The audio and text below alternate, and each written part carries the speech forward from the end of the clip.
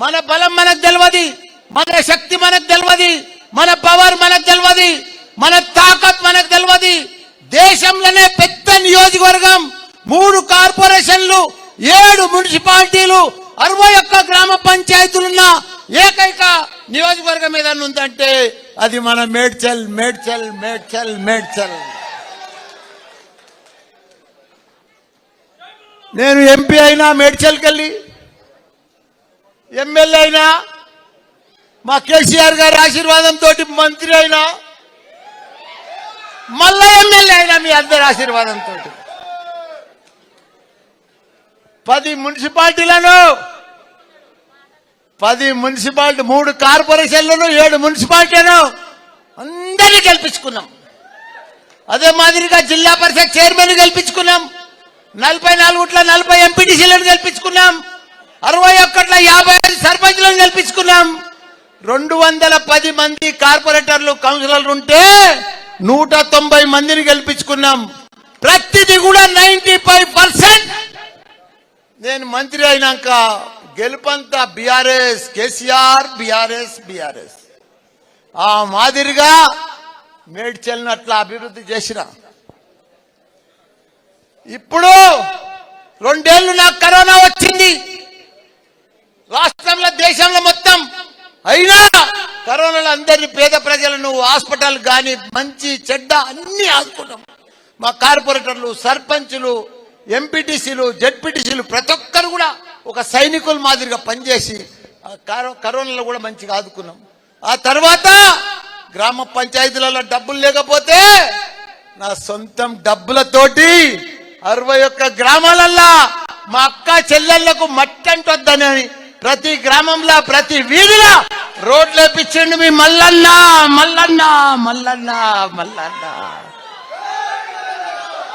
అదే మాదిరిగా సగం గుళ్ళు కట్టే గాని, కుల సంఘాలు అడిగినే గాని అవన్నీ కూడా 125 గుళ్ళు కట్టించండి మీ మల్లన్న. ఎక్కడ కూడా 61 గ్రామాలలో ఇంత పని లేకుండా చేసిన, ఎలక్షన్ల కంటే ముందే, మీకు ఓటు అడిగే కంటే ముందే అన్ని పనులు చేసి అప్పుడు ఎలక్షన్ కు బయలుదేరినా. మీ అందరి ఆశీర్వాదంతో మంచి మెజారిటీ తోటి మళ్ళా నన్ను గెలిపించినందుకు ఇలా విజయోత్సవ సభ పెట్టినా. నాకు 71 సంవత్సరాలు.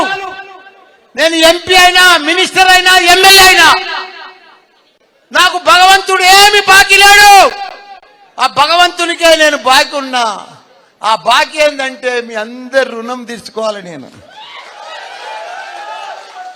నా గొంతుల ప్రాణం ఉన్నంతసేపు మీ అందరికి కూడా ప్రజాసేవ చేస్తా. మీ అందరికి కూడా హాస్పిటల్ సేవ కానీ ఇంకా ఏదైనా సరే ప్రతి సేవ నాకు మంచిగా భగవంతుడు కూడా మంచిగా డబ్బులు ఇచ్చిండు, ఆస్తి ఇచ్చిండు, కొడుకులను ఇచ్చిండు, కోడళ్ళని ఇచ్చిండు.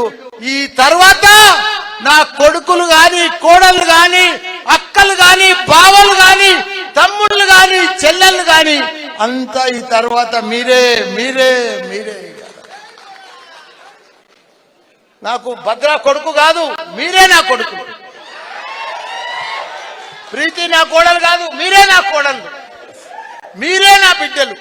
మీకోసమే సేవ చేస్తానండి. నేనేదో రాజకీయ మాట మాట్లాడతలేను, సినిమా డైలాగ్ కొడతలేను. మీకు రియల్ గా చెప్తున్నాను, నా మనసుతో చెప్తున్నా. ఎందుకంటే మీకు తెలుసు ఈ 4 ఏళ్లలో మీకు ఏదైనా హాస్పిటల్ బాధ వచ్చినా క్యాంపులు పెట్టి, మీ అందరికి కూడా హెల్త్ క్యాంపులు పెట్టి, మా హాస్పిటలే కాకుండా మా అల్లుని హాస్పిటల్, మా తమ్ముని హాస్పిటల్, 4 హాస్పిటల్లో అసలు ఎక్కడా లేని రూపాయి తీసుకోకుండా మా అల్లుడు కూడా సేవ చేస్తున్నాడు. ఇవన్నీ కూడా జరుగుతూ ఉన్నాయి హాస్పిటల్లో. ఇవన్నీ చేస్తా ఉన్నాం. ఇటువంటి లీడర్ దొరకడమ్మా, దొరకడు. మల్లన్న అటువంటి లీడర్ దొరకడు.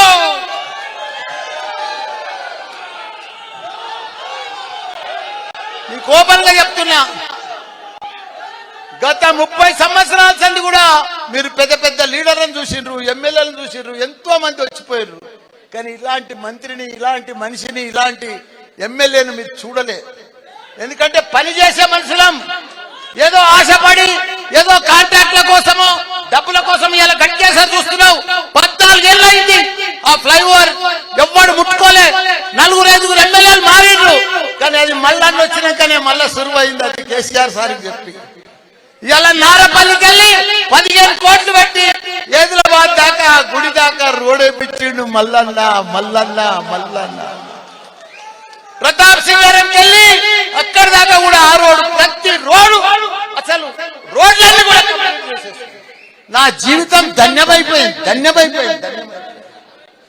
కేసీఆర్ గారు మన తెలంగాణలో 12,669 గ్రామాలు ఉంటే ప్రతి గ్రామంలో ఒక డంపింగ్ యార్డు, గ్రేవ్ యార్డు, తాగునీరు, సాగునీరు, కరెంటు ఇవన్నీ కూడా చేసిన ఘనత, క్రీడా మైదానం, నర్సరీ ఇవన్నీ కూడా మన కేసీఆర్ చేసిండు.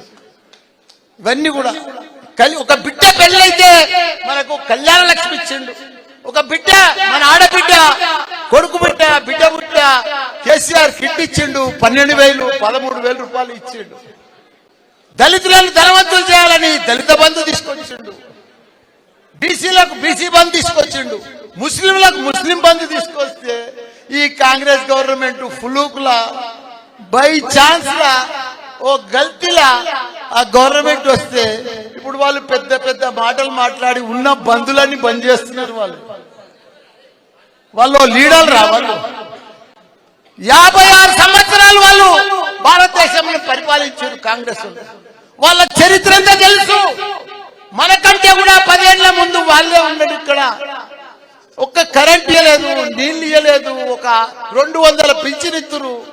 వాళ్ళంతా ఏమి ఇవ్వకపోదు, మోసం చేస్తురు, మోసం మాటలు మాట్లాడతారు, దగా మాటలు మాట్లాడతారు, మోసపూరిత మాటలు మాట్లాడొచ్చారు. ఇప్పుడు వాళ్ళు ప్రభుత్వంలో 6 గ్యారంటీలు అంటారు, 440 గ్యారంటీలు తయారు చేసిండ్రు, కానీ 1-2 ఇస్తున్నారు.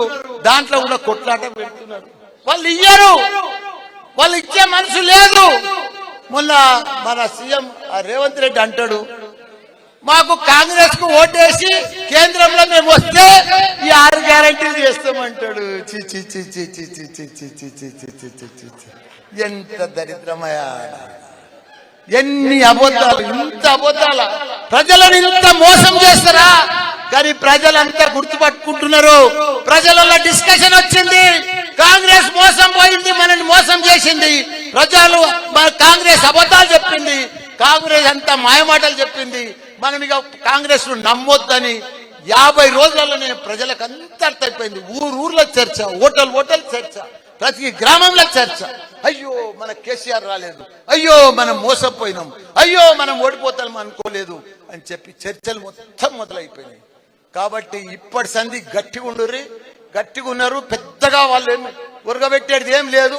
వాళ్ళ మీదనే ఆల్రెడీ వాళ్ళ కేంద్ర ప్రభుత్వంలో కూడా జోడో యాత్ర చేస్తే రాహుల్ గాంధీ అంత చోడో యాత్రలు అయిపోయింది. మమతా బెనర్జీ వెళ్ళిపోయింది, వాళ్ళ ఇండియాలో కూటమిలోకి వెళ్ళి ఆప్ వెళ్ళిపోయారు, పంజాబ్ వెళ్ళిపోయారు, నితీష్ బీఆర్ ఆయన వెళ్ళిపోయాడు.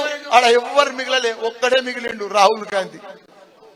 ఆయన ఎవ్వడు వస్తలేడు. ఇండియా కూటమి లేదు, పీటమి లేదు. అంతా వాళ్ళు మనని కేసీఆర్ ను ఇన్ని అభివృద్ధులు చేస్తే మన కేసీఆర్ ను బొంద పెడతా అంటారు, మన బీఆర్ఎస్ పార్టీ బొంద పెడతా అంటారు, పని చేసిన వాళ్ళు బొందలు పెడతా అంటారు. వీళ్ళకి ఇప్పుడు బొందలు పెట్టేటోడు తయారైండా మోడీ. వీళ్ళని ఇడివాడు ఇట్లా గొంతు పిసికి పిసికి పుట్టని పిసికినట్టు పిసుకుతాడు. ఆ మోడీ సంగతి వీళ్ళకి తెలుసు. ఇదివరకు పోయిన 5 ఏళ్లలోనే 8 మందిని పిసికేసాడు. ఇప్పుడు ఇంకా 3 బాకీ ఉన్నాయి. ఈసారి మొన్న ఎంపీ ఎలక్షన్స్ కాగానే పిసికి పిసికి పిసికేసాడు. వీళ్ళు అనుకుంటారు పేద మేము ఉద్ధరిస్తాం, ఇలా అది చేస్తాం ఇది చేస్తాం అనుకుంటారు, కానీ ఏమీ చేయలేరు. ఎందుకంటే కాంగ్రెస్ సంగతి అంతా మనకు తెలుసు, కాంగ్రెస్ ఎమ్మెల్యేల సంగతి తెలుసు, ఇప్పుడు గెలిచిన వాళ్ళ సంగతి తెలుక. ఇప్పుడు ఏమంటారు, మాకు ఏం అప్పులు చేసిపోయిందంటారు. అభివృద్ధి చేసినప్పుడు కాళేశ్వరం ఎవడు కట్టిండు? 46,000 చెరువులు ఇలా మే జూన్లో నిండు కుండ లెక్క ఉంటున్నాయి, గలగలలాడుతున్నాయి. ఎక్కడ చూసినా చేపలు. మన బెస్తోళ్ళు, మన ముదిరాజు సోదరులు పైసలే పైసలు, పైసలే పైసలు. ఇలా కుర్మలకు ఆయనతో గొర్రెలు బంధు, బెస్తోళ్లకు ముదిరాజులకు చేపలు బంధు, ఇక అన్ని బందేగా. ఇడికెళ్ళి మీకు ఏది వచ్చేది లేదు. మనం కేసీఆర్ గారు ఎన్ని స్కీమ్లు ఇచ్చారో అవన్నీ కూడా వాళ్ళు బంద్ చేసుకుంటూనే ఉంటారు. అరే దమ్ముంది కదా, 4,000 ఇస్తాన్నావు కదా, ఆన్లైన్ లో మనకు ఆ పింఛన్ వస్తలేదా? 2000 మనం ఇస్తూనే ఉన్నాం. మీరు 200 ఇస్తే ఇప్పుడు 2000 ఇస్తున్నాం. నువ్వు 4000 ఇస్తాను కదా, 4000 అయ్యి ఆన్లైన్ అయ్యి అప్పు చేసాయి. ఎవడన్నా వద్దా చూడాలి. మేము అప్పు చేయొద్దంటున్నామా? అప్పు చేసి పేద ప్రజలకు ఏదైతే మాట ఇచ్చినో ఆ మాట ప్రకారం అయ్యి రైతు బంధు 15,000 ఇస్తాను కదా, ఇప్పటిదాకా గతి లేదు గతి లేదు. 2 ఎకరాలకు ఇస్తున్నాం. అప్పుడు అవి దేనికి సరిపోతలేవు. ఇది ఆ లెక్కను. సీఎం 9 తారీఖు నాడు ప్రమాణ స్వీకారం చేసినాడు. నువ్వేం మాట చెప్పినావు? రాకముందుకు ఏం మాటలు చెప్పినావు? నేను 9 తారీఖు అన్నీ చేస్తా, ఇందిరమ్మ సోనియమ్మ రాజ్యం అన్నావు. ఏది రాజ్యం? ఎక్కడ రాజ్యం? పైసలే లేవు. ఉన్నాయని ఎప్పుడు వచ్చినాయని వాళ్ళు ఏమంటారు? ఇంకా మేము లంక బిందెలు వచ్చి ఉంటాయని అనుకున్నాము, మాకు ఉట్టి బిందెలు అని. లంక బిందెలు పెట్టిపోతే వీళ్ళంతా పంచుకుందరు ఇక మంత్రులు మంచి. ఒక్కరికి అవగాహన లేదు, ఒక్కరికి అడ్మినిస్ట్రేషన్ లేదు, ఒక్కరికి కరెక్ట్ పరిపాలన తెలియదు. మన సీఎం కేసీఆర్ ఒక గొప్ప మహాత్ముడా. 40 ఏళ్ళు చరిత్ర ఉన్నది ఆయనకు, రాజకీయం చరిత్ర. 40 ఏళ్ల సంది ఆయన ఎంపీ చేసిండు, ఎమ్మెల్యే చేసిండు, తెలంగాణ తెచ్చిండు, కొట్లాడిండు, సత్యదాకా కొన ప్రాణం దాకా మనం పోయి తెలంగాణ తీసుకొచ్చిండు. అసలు ఆయనను పట్టుకొని రకరకాల మాటలు మాట్లాడుతున్నారు. ఇంత ద్రోహం, ఎంత మాయమాట. ఇదే వాళ్ళ మర్యాద, ఇదే వాళ్ళ క్రమశిక్షణ, ఇదే వాళ్ళ పార్టీ లక్షణాలు. అభివృద్ధి చేసినానే చంపుతారు, అభివృద్ధి చేసినానే బొందబెడతారు. ఎంత ద్రోహం. పైన భగవంతుడు ఉన్నాడు, చల్ది మిమ్మల్ని బొందబెట్టేటోడు తయారై ఉన్నాడా? మీరు అవన్నీ మాటలు మాట్లాడొద్దు. మీరు ఇచ్చిన గ్యారంటీలు ఇవ్వండి, మేము ప్రజలలో ఉంటాం. తప్పకుండా వాళ్ళ మీద వీళ్ళ మీద కేసులు పెడుతున్నారు, కేసులకు భయపడం. నేను అక్కలు చెల్లెళ్ళు మీ అందరికి కూడా నేను వాచ్మెన్ లెక్క పనిచేస్తా, మీ ఎంబడే ఉంటా. నాకు వేరే పనేం లేదు. మిమ్మల్ని కాపాడుకునే బాధ్యత నాదే. వాడో వీడో చిట్రగాడు బొట్టగాడు వస్తే ఎవరికి భయపడేది లేదు. తప్పకుండా మన కేటీఆర్ ఉన్నాడు, కేసీఆర్ ఉన్నాడు, అందరం ఉన్నాం. నేనున్నా, మీ మల్లన్న ఉన్నాడు. ఇంకా కాని పనులు కూడా నా సొంతం డబ్బులతోనైనా మీకు చేసి పెట్టే బాధ్యత నాదే అని కూడా మీ అందరికి కూడా మనవి చేస్తున్నా. మీ అందరు కూడా ధైర్యంగా ఉండాలి. ఇవాళ ఇంత పెద్ద సభ, ఇంత పెద్ద గట్కేసర్లా ఇంత పెద్ద విజయ సభకు మీరందరికి వచ్చినందుకు మీ అందరికి కూడా పాదాభినందనం. జై తెలంగాణ. ఇప్పుడు మన పెద్దలు గౌరవనీయులు డైనమిక్ లీడర్ మన కేటీఆర్ గారు మాట్లాడవలసిందిగా కోరుతున్నా. అందరికి మంచి